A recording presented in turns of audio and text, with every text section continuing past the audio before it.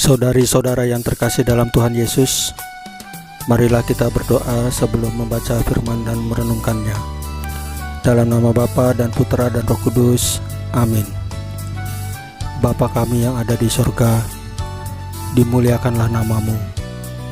Datanglah kerajaan-Mu, dan jadilah kehendak-Mu di atas bumi seperti di dalam surga. Berilah kami rezeki pada hari ini, dan ampunilah kesalahan kami, seperti kami pun mengampuni yang bersalah kepada kami. Dan janganlah masukkan kami ke dalam pencobaan, tetapi bebaskanlah kami dari yang jahat.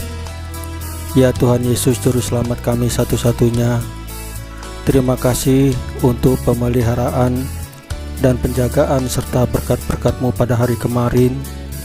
Dan terima kasih untuk nafas kehidupan serta hari yang indah ini.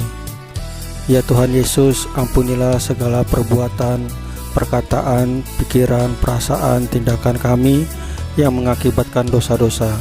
Ampunilah dengan kerahiman-Mu. Ya Roh Kudus, hadirlah di dalam hati kami dan pimpin serta bimbing kami dalam membaca firman Tuhan Yesus, sehingga kami dapat mengerti maknanya dan melaksanakannya dalam hidup kami sehari-hari. Amin. Dalam nama Bapa dan Putra dan Roh Kudus, amin. Tuhan bersamamu dan bersama rohmu. Inilah Injil suci menurut Lukas pasal 19 ayat 1 sampai dengan 10 dengan perikop Sakeus. Dimuliakanlah Tuhan. Yesus masuk ke kota Yeriko dan berjalan terus melintasi kota itu. Di situ ada seorang bernama Sakeus, kepala pemungut cukai, dan ia seorang yang kaya. Ia berusaha untuk melihat orang apakah Yesus itu, tetapi ia tidak berhasil karena orang banyak, sebab badannya pendek. Maka berlarilah ia mendahului orang banyak, lalu memanjat pohon ara untuk melihat Yesus yang akan lewat di situ. Ketika Yesus sampai ke tempat itu, ia melihat ke atas dan berkata, "Sakeus, segeralah turun, sebab hari ini aku harus menumpang di rumahmu." Lalu Sakeus segera turun dan menerima Yesus dengan sukacita. Tetapi semua orang yang melihat hal itu bersungut-sungut. Katanya, "Ia menumpang di rumah orang berdosa." Tetapi Sakeus berdiri dan berkata kepada Tuhan, "Tuhan, setengah dari milikku akan kuberikan kepada orang miskin, dan sekiranya ada sesuatu yang kuperas dari seseorang, akan kukembalikan 4 kali lipat." Kata Yesus kepadanya, "Hari ini telah terjadi keselamatan kepada rumah ini, karena orang ini pun anak Abraham. Sebab Anak Manusia datang untuk mencari dan menyelamatkan yang hilang." Demikianlah sabda Tuhan. Terpujilah Kristus. Saudari-saudara yang terkasih di dalam Tuhan Yesus, Sakeus adalah seorang Yahudi yang bekerja sebagai pemungut cukai untuk Kekaisaran Roma. Ia memungut pajak dari orang sebangsanya dan mengirimkan ke Roma. Ia tidak saja berperan sebagai pemungut cukai, tetapi juga sebagai kepala pemungut cukai di Yeriko. Seperti diketahui bahwa sebagai pemungut cukai, tentunya ia adalah seorang yang kaya raya. Banyak orang berasumsi bahwa tentunya tidak semua pajak yang dikumpulkan diserahkan ke Roma. Pasti ada bagian yang disimpan untuk dirinya, sehingga ia dianggap sebagai pendosa.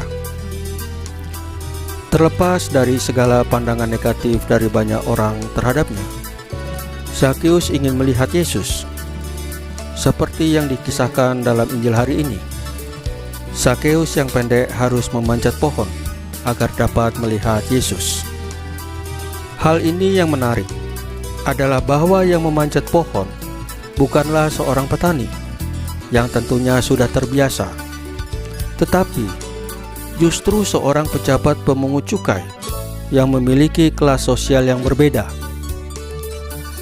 Saudari-saudara yang terkasih dalam Tuhan Yesus, kisah ini dapat kita maknai sebagai sebuah kerendahan hati Zakius yang ditunjukkannya di hadapan banyak orang, tanpa mempertimbangkan status yang melekat pada dirinya. Dan kerendahan hatinya dibalas dengan keramahan Yesus yang memintanya turun dan mengunjungi rumahnya. Meskipun banyak orang yang bersungut-sungut, namun Yesus berkata, "Hari ini telah terjadi keselamatan kepada rumah ini, karena orang ini pun anak Abraham."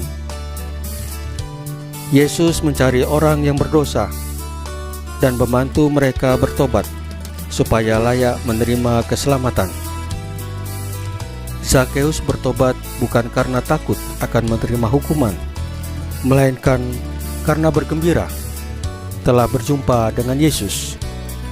Perjumpaannya dengan Tuhan telah mendatangkan sukacita di dalam dirinya, dan itu mendorongnya untuk memperbaiki hidupnya. Saudari-saudara yang terkasih dalam Tuhan Yesus, kita pun bisa berjumpa dengan Tuhan Yesus di dalam doa-doa kita, di dalam iman kita, terutama di dalam sakramen Maha Kudus yang kita terima setiap hari Minggu dalam perayaan Ekaristi. Oleh sebab itu, saudara-saudara, sakramen Maha Kudus yang kita terima itu bukanlah hanya sebagai roti atau anggur, tetapi itu adalah benar-benar tubuh dan darah Tuhan Yesus.